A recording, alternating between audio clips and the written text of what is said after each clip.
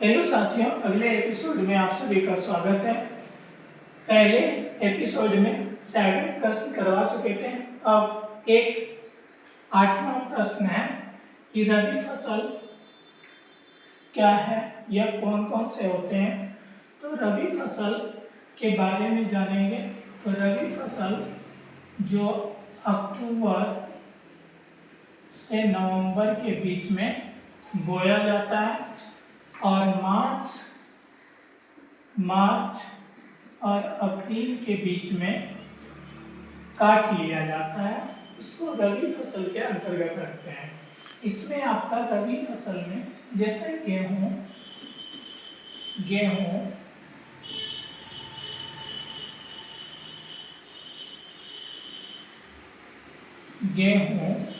उसके बाद चना, मटर, सरसों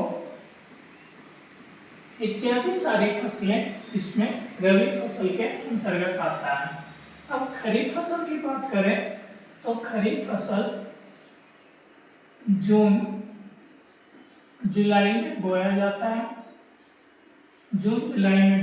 है और सितंबर से अक्टूबर के बीच में काट लिया जाता है।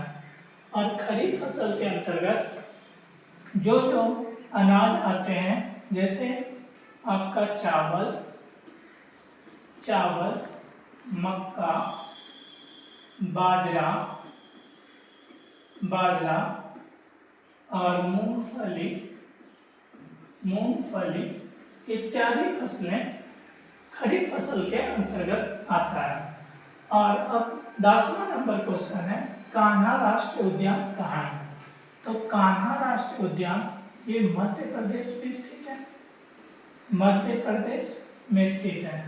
मध्य प्रदेश को बाघों का राज्य, टाइगर स्टेट भी कहा जाता है। अर्थव्यवस्था के कितने क्षेत्र हैं? तो अर्थव्यवस्था के 3 क्षेत्र हैं। पहला सेक्टर है इसका प्राथमिक क्षेत्र, दूसरा है द्वितीयक क्षेत्र और तीसरा है तृतीयक क्षेत्र। प्राथमिक क्षेत्र कभी कभी एग्जाम में क्वेश्चन बनता है कि प्राथमिक क्षेत्र के अंतर्गत क्या क्या आते हैं। तो प्राथमिक क्षेत्र के अंतर्गत सबसे पहले कृषि आता है, पशुपालन आता है और मछली पालन इत्यादि प्राथमिक क्षेत्र के अंतर्गत आते हैं।